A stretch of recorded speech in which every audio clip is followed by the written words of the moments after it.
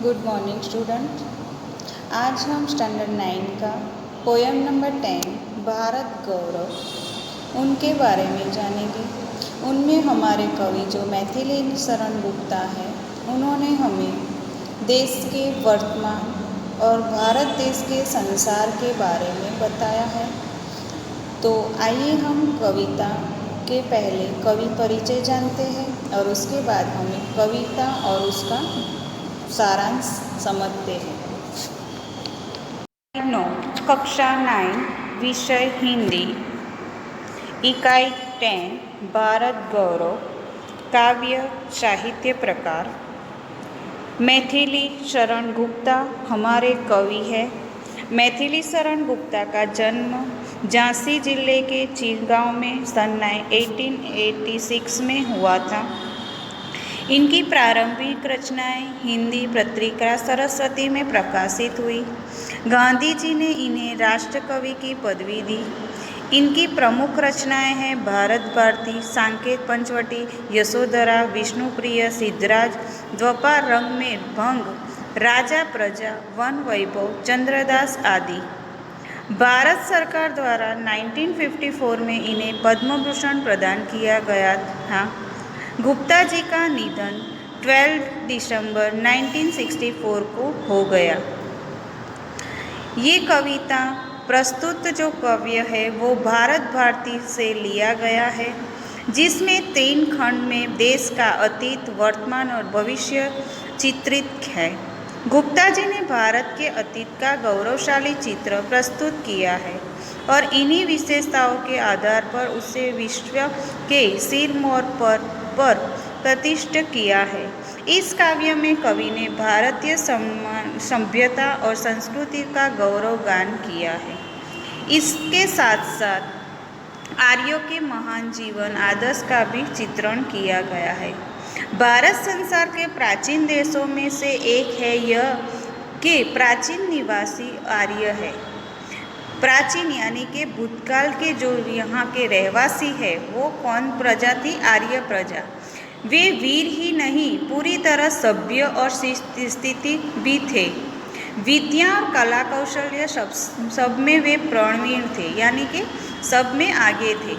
उन्होंने ही संसार को ज्ञान विज्ञान का प्रकाश दिया। प्रस्तुत कविता में राष्ट्र कवि श्री मैथिली शरण गुप्ता ने भारत के अतीत का शानदार चित्रण प्रस्तुत किया है। तो आइए हम कविता सुनते हैं, फिर उसका सार पहचानते हैं। भूलोक का गौरव, प्रकृति का पुण्य लीला स्थल कहाँ, फैला मनोरथ गिरी हिमालय और गंगा जल जहाँ। संपूर्ण देशों से अधिक किस देश का उत्कर्ष है, उसका ही जो ऋषि भूमि है वह कौन भारत वर्ष है। यानी कि वह स्थान कहाँ है जिस पर संसार को गर्व है और जो प्रकृति की प्रवृत्ति क्रीड़ा भूमि में, वह स्थान वही है जहाँ हिमालय पर्वत और गंगा नदी बहती है।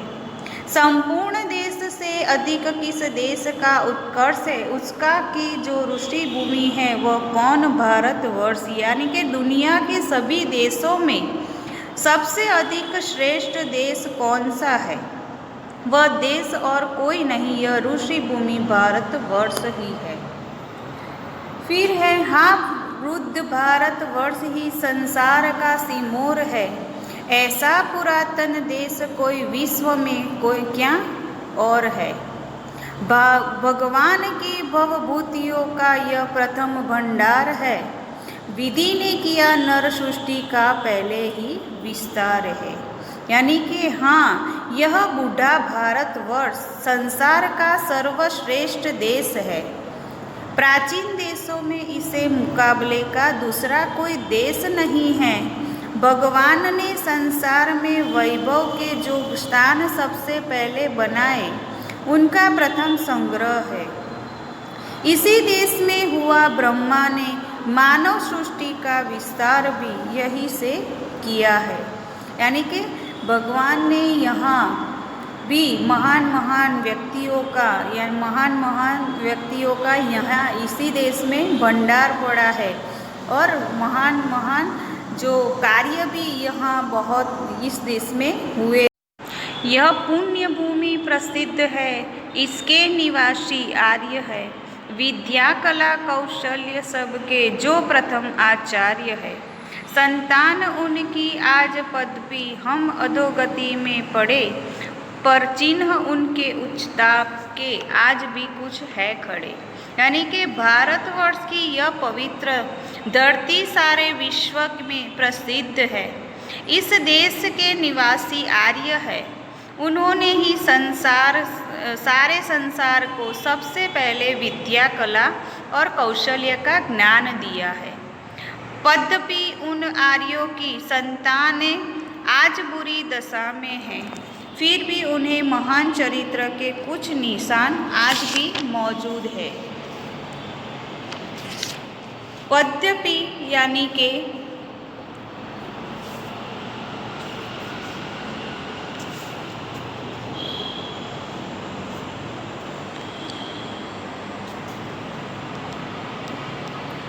उच्चता यानी कि महान श्रेष्ठ, स्वार्थ रत्न यानी कि केवल अपने ही लाभ देखने वाला,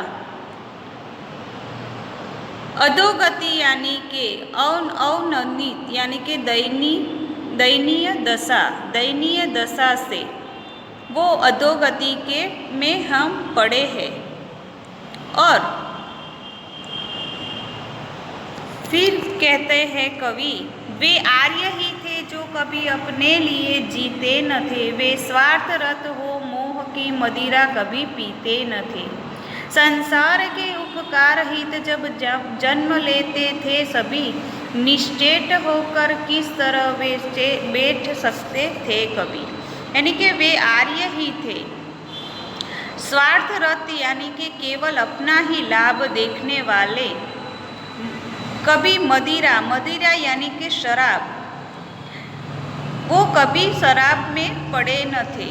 निश्चेत होकर किस तरह वे बैठ कर सकते थे कभी, यानी कि निश्चेत यानी कि चेष्टा रहित, निष्क्रिय होकर वो कभी बैठे नहीं थे। वे आर्य ही थे जो उस अपने जीवन को कभी अपना नहीं समझते थे, उन्हें कभी अपने ही लाभ का मोह नहीं होता था। वे संसार का उपकार करते के लिए जन्म लेते थे, फिर वे निष्क्रिय होकर कैसे बैठ सकते थे। फिर यहाँ कवि कहते हैं, भूलोक का गौरव प्रकृति का पुण्य लीला स्थल कहाँ, फैला मनोरथ गिरि हिमालय और गंगा जल कहाँ। संपूर्ण देश से अधिक किस देश का उत्कर्ष है, उसका ही की ऋषि भूमि है वह कौन भारतवर्ष। यानी कि कवि कहता है कि इस पृथ्वी का गौरव और पृथ्वी का सुंदर चित्रण कहाँ है, अर्थात भारत में है, जहाँ अत्यंत शोभनीय पर्वत राज हिमालय है तथा गंगा जैसी पवित्र नदी बहती है। सभी देशों के बढ़कर प्रगति किस देश में है, ऐसा देश जो ऋषि मुनियों का निवास स्थल है, वह कौन सा देश है, अर्थात भारत ही वह देश है जहाँ ये सभी विशेषताएं पाई जाती है। हाँ, वृद्ध भारतवर्ष ही संसार का सिमोर है, ऐसा पुरातन देश कोई विश्व में क्या और है।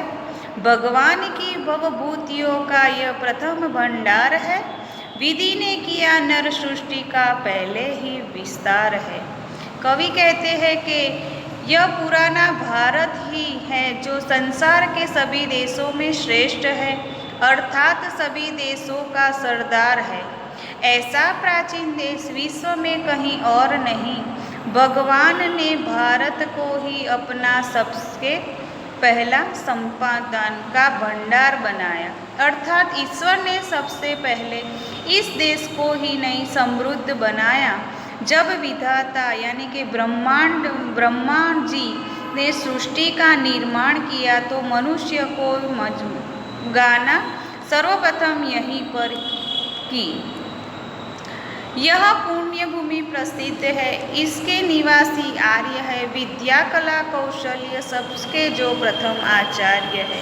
सनातन उनकी आज उपाधि हम उपाधि में पड़े, यह चिन्ह उनकी उच्चता के आज भी कुछ है खड़े।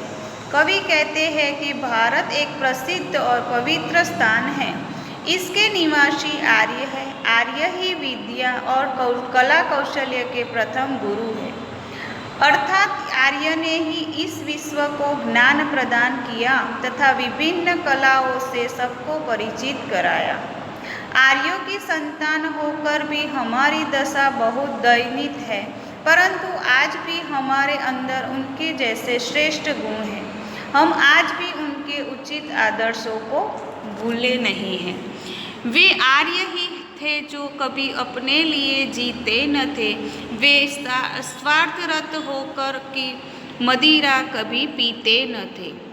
संसार के उपकार हित जब जन्म लेते थे सभी, निश्चेत होकर किस तरह वे बैठ सकते थे कभी। कवि कहते हैं कि आर्य लोग कभी भी अपने लिए नहीं जीते थे। वे स्वार्थी नहीं थे तथा मोह माया से परे थे। आर्यों का जन्म ही संसार के लोगों पर उपकार करने के लिए हुआ था, तो फिर वे निष्क्रिय होकर कैसे बैठ सकते थे। अर्थात लोगों का कल्याण ही उनका कर्म था। उसके किए बिना वे कैसे रह सकते थे। यानी कि इसमें कवि ने हमें बहुत अच्छी तरह सिखाया कि जो हमारे देश में सबसे पहले जो जाति थी वो आर्य थी। उनके पास बहुत अच्छी कलाकृतियाँ भी थी और ज्ञान का भंडार था। तो आइए बाल मित्रों, अब हम इस कविता के शब्दार्थ देखते हैं। शब्दार्थ: गौरव, सम्मान, प्रतिष्ठा। भूलोक यानी संसार दुनिया। लीला स्थल यानी महान पुरुषों की क्रीड़ा भूमि। उत्कर्ष यानी उन्नति, प्रगति। सिरमौर यानी श्रेष्ठ। पुरातन यानी प्राचीन। भवभूति यानी संसार का वैभव। विधि यानी ब्रह्मांड, सृष्टि की रचना करने वाला। देवता विधि यानी ब्रह्मा, सृष्टि की रचना करने वाला देवता। आचार्य यानी शिक्षक, आदर्श आचार को आचरण में ले लाने वाला। अधोगति मने अवनति, दयनीय दशा। स्वार्थरत यानी केवल अपना ही लोभ देखने वाला। मदिरा यानी शराब, मद्य। संसार यानी दुनिया। निश्चेत यानी निष्क्रिय और चेष्टा रहित। तो बहुत अच्छी कविता है बाल मित्रों। इस कविता में हमको देश में हमारा भूतकाल, भविष्य और वर्तमान का ज्ञान कराया है। तो इस कविता को आपको लिखना है नोटबुक में और इस वीडियो को अच्छी तरह सुनना है। आगे की इकाई में हम फिर से मिलेंगे दोस्त। Bye, good bye.